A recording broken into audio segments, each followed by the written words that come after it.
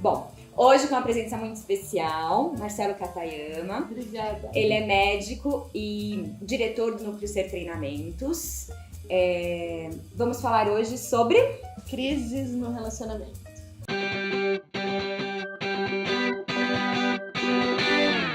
Todo relacionamento, conforme ele vai aprofundando, você tem os momentos de atrito. Isso faz parte do processo de você se relacionar, né? Quando você conhece a pessoa, né, você está olhando só para aquilo que a gente chama dentro da estrutura do treinamento de máscara. Que é a máscara que você veste para estar... o que você quer mostrar. Isso, você quer mostrar para o outro. Conforme você começa a conhecer melhor essa pessoa, você começa a entrar em contato com uma segunda camada, chamada de eu inferior. E esse eu inferior, ele não é um eu ruim, não é uma parte ruim sua, mas são mecanismos de proteção que a gente tem diante de algumas agressões que a gente vê no mundo fora. E quando um começa a ver o eu inferior do outro, é aqui onde começam os atritos. E é aqui onde boa parte dos relacionamentos terminam. Uma pergunta, tem alguém que é bom em segurar o eu inferior? Aquele estagiário que consegue emprego, sabe? Que ele é bom em simular, que ele é ótimo sempre. Simular a máscara. Isso. Tem muitas pessoas que vivem a vida assim. Agora tá mais tranquila, gostosa. É verdade. Tem muitas pessoas que vivem a vida assim. A gente brinca que essa máscara, que pode ser uma coisa mais fininha, mais transparente, ou seja, você consegue enxergar o que está acontecendo com a pessoa de uma forma mais fácil. Outras pessoas isso é grosso que nem a casca de um coco. Mas aí quem sofre é ela. Mas dá trabalho isso, não dá não?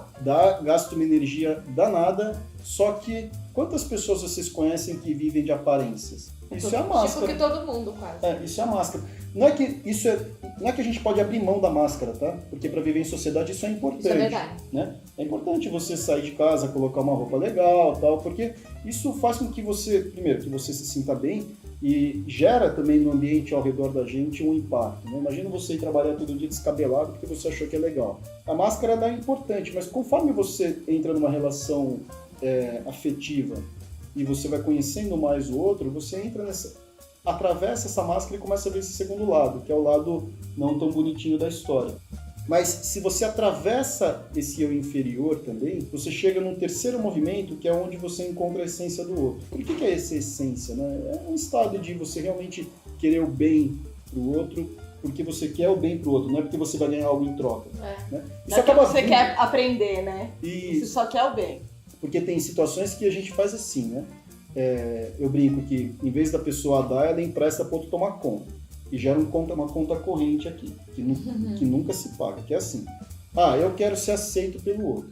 Então, para ser aceito pelo outro, o que eu faço? Trato bem, mas eu faço algumas concessões que necessariamente não era aquilo que eu tinha vontade de fazer, mas o outro vai ficar feliz se eu fizer. Você negocia. Você faz isso esperando o quê? Troca. Que ele faça. Que a outra pessoa faça. Tem que fazer a parte dele. Eu abri mão disso pra você abrir mão daquilo, é isso? Isso. Só que essas regras não ficam claras. E aí gera-se uma conta corrente que não fecha nunca. Que é diferente a minha da sua. Exatamente. Porque a minha percepção de empenho, né, de esforço para fazer o outro ficar bem é diferente da percepção do outro. Quando cada um começa a colocar qual a sua expectativa com relação ao outro e o que eu estou achando que o outro está fazendo e cedendo por mim, é muito discrepante. É muito diferente. É muito discrepante. E muitas vezes essa percepção de esforço que você faz Exato, e o outro não está percebendo. Isso gera uma frustração enorme para todos os lados. Não, você nem sabe, e né? você nem sabe. E é muito desgastante,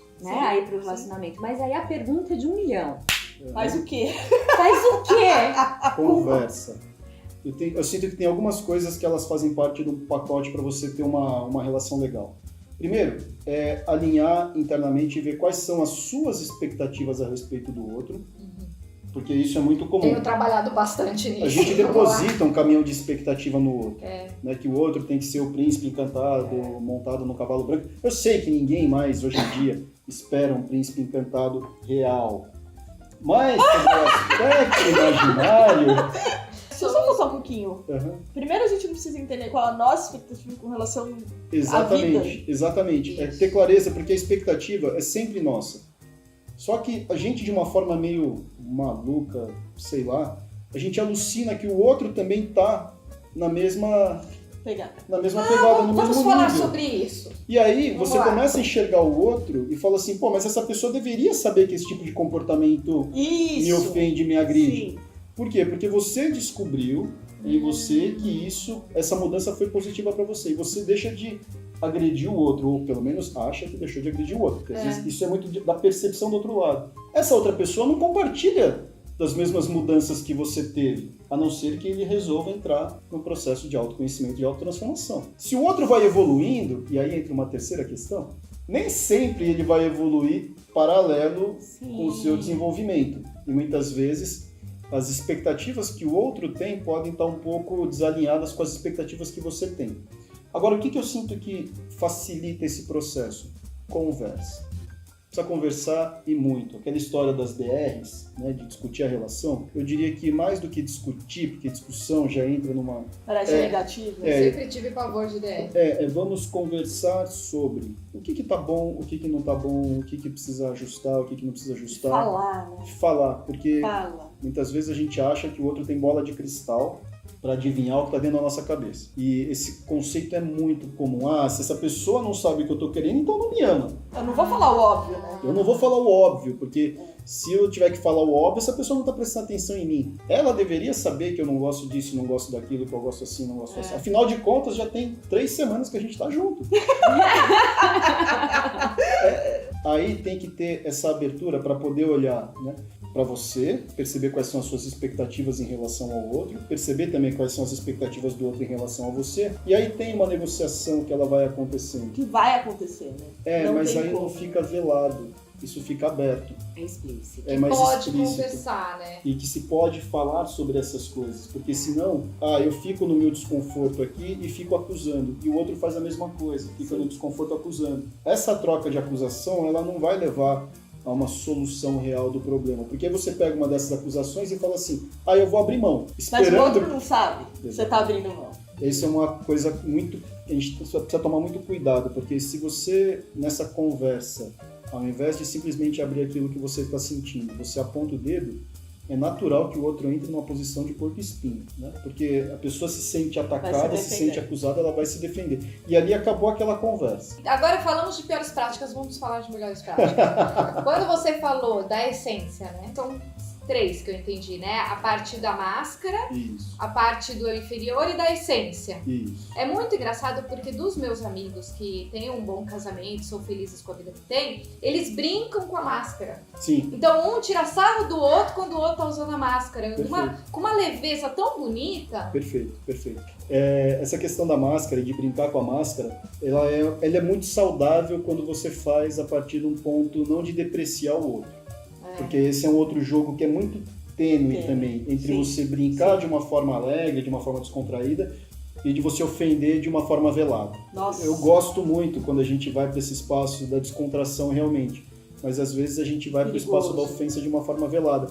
E esse tipo de brincadeira, que é uma ofensa velada, é uma brincadeira que o outro não tem muito como se defender, porque na superfície ele parece uma brincadeira. Mas por trás, por baixo, tem você vai espetando a outra pessoa. Nossa. É maldade. Então a gente precisa tomar um pouco de cuidado nisso. Sim. Tem o lado descontraído, sim. Isso é muito legal. Isso é muito legal quando Mas fazer acontece isso dessa com forma. cuidado e com atenção, Exatamente. Né? Pra ver se você não tá agredindo. E não tá expondo também o outro, porque às vezes você acaba fazendo isso no meio de pessoas é que você acaba expondo características que a pessoa naquele momento não tá muito confortável. Né? Você comentou em relação, né, de conversar, em relação às expectativas. Uhum. Mas expectativas também são variáveis, né? A minha de repente tá aqui, do outro tá aqui, ou vice-versa. Sim. Como a gente também controlar as nossas expectativas? Ainda mais, às vezes, no começo de um relacionamento, às vezes quando você tá conhecendo alguém, que você tá empolgado e tudo mais, parece que essa expectativa é lá pra cima, né? Como que a gente consegue controlar isso? Porque, assim, eu acho que quanto menos expectativa, melhor. Mais fácil. Mais mas fácil de lidar. O problema de controlar também é não se envolver, que eu vejo. Tem uma diferença aqui entre eu ter clareza, consciência das minhas expectativas e eu tentar controlar isso, suprimir isso.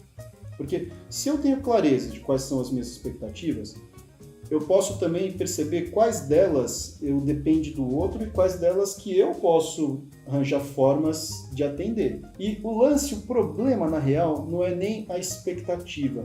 mas é conseguir lidar com a frustração Sim, de uma expectativa não atendida. Porque geralmente o que acontece é isso, você tem uma expectativa alta e você é atendido, pô, a pessoa Tá virou. Esse Você tá no virou o céu. príncipe encantado É. no cavalo branco, certo? Agora, você tem uma expectativa mais ou menos e a pessoa não atende essa expectativa, isso gera uma frustração. Lidar com a sua frustração, né, e trazer para você, não ficar apontando o dedo para o outro, é que é a grande arte da história. Porque quando eu começo a aprender a lidar com as minhas frustrações, eu posso perceber, tá legal, então aqui tem um ponto onde eu achei que ia acontecer e não aconteceu. O que me levou a achar que ia acontecer? Então, quando a gente começa a aprender a lidar com as frustrações, e para isso eu preciso entender o que eu estou sentindo, a expectativa em si não é o grande problema. Mas eu acho que outra coisa interessante de relacionamento, que a gente às vezes percebe até, né, se vê em amigas, repetições de padrão. Tá? Como que as pessoas podem perceber? Que às vezes fala assim, pô, tem o dedo podre. Não é verdade? Bendito dedo Mas podre. essa história do dedo Tem o podre. dedo podre, só pega...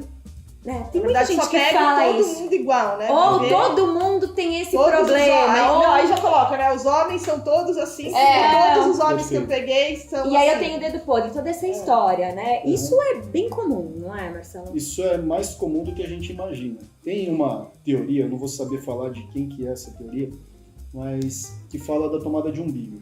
Que geralmente o homem tira a tomada do umbigo da mãe, ou seja, todas as expectativas, tudo que a mãe faz de bom, ele quer que a companheira, a esposa, a companheira faça. Por outro lado, todos os defeitos que a mãe tem, que ele considera defeito, né, ele não quer que a pessoa tenha. Então você tira a tomada do umbigo da mãe e põe no da mulher. E a mulher faz o oposto, tira a tomada do umbigo do pai e põe no do marido. Quando você vem fazendo esse modelo de tomada de umbigo, você repete realmente padrões. Só que o que acaba acontecendo junto com isso é que nós vamos criando filtros na nossa mente que vai fazer com que a gente selecione alguns fragmentos daquilo que está acontecendo, alguns frames, vamos dizer assim, do filme, e eu vou julgar o filme a partir desses frames, não a partir do filme como um todo. Então você está num ambiente onde de repente tem muitas pessoas que estão de bem com você e gostam de você, só que isso não fica registrado na mente. Agora, se tem uma pessoa que te olha torto e fala, tá vendo? Aquela pessoa não gosta de mim e ninguém gosta de mim. Então esse processo de generalização é muito comum da gente fazer. E ele vem da onde esses filtros? Da nossa história de vida e também daquilo que a gente está procurando, tanto na gente mesmo quanto no outro. Se eu estou procurando as qualidades no outro, a tendência natural é olhar mais para as qualidades. Agora, se eu estou procurando defeitos, Selecionar o que eu não quero, aí ferrou. aí ferrou. Entendi. Então, É aí um eu- botãozinho isso? Eu não acho que seja um botão do tipo liga e desliga, né? Mas é um processo de você ir se conhecendo mesmo, percebendo quais são as suas expectativas, o que passa aqui dentro dessa cabeça. A gente tem, sei lá, quantos mil pensamentos por dia, né? E se eu conseguir selecionar alguns mais positivos e olhar para o lado mais positivo da coisa e aprender a olhar para o lado mais positivo da coisa, a gente vai dar significado mais positivo.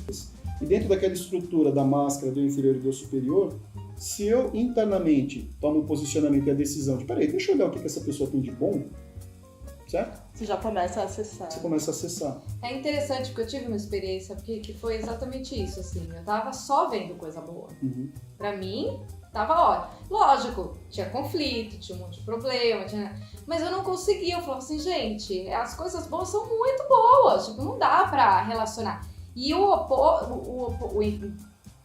O parceiro. Era o oposto. Porque tudo tava errado, tudo não sei o quê, tudo não dava certo, tudo não. Eu falei assim, gente, como é que pode? Porque era a mesma relação, só que vista de 2 pontos muito De vista distintos. diferente. Isso acontece, é filtro, né? Depende de como é que essa pessoa foi criada. Agora, o que me deixa muito intrigado é descobrir o que gera essa química no começo. Tá. O que gera nesse primeiro momento essa atração? Porque muitas vezes você fala, como é que eu fui parar com essa pessoa e eu não percebi? Sim! Não, e às vezes Faz você bem. tá com uma pessoa durante um período e aí você fala, um dia você acorda e fala, quem é essa pessoa que tá aqui do meu lado? Por que será que eu não vi isso antes? Sim. E essa é uma pergunta que eu não tenho resposta, mas na minha cabeça, às vezes, é curioso perceber assim, o que leva as pessoas a se atraírem no primeiro momento. E talvez, não sei se isso é uma verdade, mas é porque os opostos, realmente, quando você olha para a relação, essa polaridade gera atração. Então, o fato de um ser muito otimista e o outro um pouco mais pessimista, num determinado momento ele gera uma certa atração, gera um magnetismo. Não que isso seja feito de uma forma intencional. Até sobre o aspecto, se você pega mais energético, então uma pessoa com uma energia mais yang, né, ele vai gerar, se a pessoa tem uma energia mais yin, ele gera essa atração. O que acontece é que quando você tem polaridade, ela se completa desde que os dois sejam abertos a essa complementação. Se eu quero ser o único dono da verdade e o outro quer ser o único dono da verdade, sim, aí virou problema. Aí vira um problema. Aí é melhor eu achar alguém que pense igual. Tudo tem pró e contra. Quando você pensa na questão da relação afetiva, se você tem polaridade, você vai ter os picos e os vales de emoção. A gente tem precisa muito que aprender falar a lidar sobre com isso. isso. Vai Gente, ser é por hoje isso não. que eu não tenho pretendente, porque todo mundo pensa igual eu, fica tudo brother. Para isso, a gente precisa estar disposto a olhar para o conflito. Porque a polaridade ela vai gerar os picos e vai gerar os vales. Vai gerar muita complementariedade e vai gerar momento em que parece que uma engrenagem não encaixa na outra. Isso. E isso chama conflito. Tá. Então, se eu tenho essa disponibilidade de olhar para o conflito, de atravessar o conflito, de aprender com o conflito, isso fica muito legal. Agora, o problema é que, geralmente, quando a gente olha para o conflito, a primeira coisa que nós queremos fazer, o que é? Me Sou afastar do eu conflito. tenho Ou esse eu ponho pano quente no conflito. É. E quando você põe pano quente no conflito, ele não se resolve. E ele vai crescendo. Aí chega uma hora que é mais fácil eu romper. Ou a distância é muito grande, não se Ou a distância aproxima fica nunca muito mais. grande. Eu prefiro altos e baixos do que uma coisa Morna. mediana. É, porque isso pode acontecer, de você E entrar numa não, relação... gente, um negocinho assim não dá, não. Se é tudo muito igual, é Isso. legal, mas é morno. Porque o negócio que É chato, né? ferve é a Fica polaridade. chato. Com o passar do tempo fica chato. No começo, às vezes, é legal, porque você fala, não tem discussão, não tem briga e tal. Tá bom. Fica aquela coisa meio... né, que não tem nem o pico e nem o vale. O lance é que quando chega no vale, a gente desiste. Sendo Ou que não desistem vale. por nós. E tudo Os bem. dois desistem. E tudo bem, até Um terminar dos mesmo. dois desiste. Né? Caramba, Ó, Foi? precisa de mais uns 2, 3 vídeos aqui. Foi Vamos intenso. lá. tem muita coisa pra Foi falar. muito- Agora eu fiquei bem intrigada com um monte de coisa aí que a gente vai ter que gravar. Uma tarde com o doutor, a gente vai falar. A gente vai fazer um dia com o Marcelo. Vai pra uma Maravilhoso. chácara, faz um churrasco.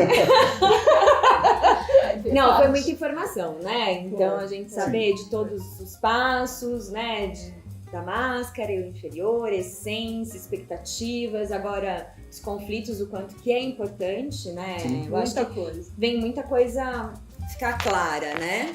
Gostei demais Viva. desse vídeo. Adorei. Obrigada! Obrigada. Fico muito feliz pelo convite. obrigada. E quando Aguarde os quiser, próximos. pode me chamar. Vai ser aí. Já vai começar a lista dos temas aqui. Obrigada, Marcelo, mesmo. Imagina, eu Obrigada. agradeço a Obrigada. oportunidade. Já foi um colocar prazer na enorme. descrição as informações do Núcleo Ser Treinamentos. Curta, compartilha. Ai, se vai, tá aí, inscreve, não, agora sim, tá aí, a Thaís. Agora Vou deixar a Thaís, esse negócio, gente. O negócio é o seguinte: no YouTube, você se inscreve E e comenta. Facebook, você curte, compartilha, chama a galera. No Instagram, você responde as nossas enquetes e participa, porque a gente tá demais. Agora é assim. beijos, até a próxima. Não é pra usar. A gente Toma Depois vinho. ele usa no Ele usa final. no trajeto. Ele usa no final. Não é pra usar. Não, sem sacanagem, Felipe. Bom, hoje novamente estamos com o Marcelo Papayama. Bom, ele é médico e diretor do núcleo de Não fala, não fala. Não fala, não fala.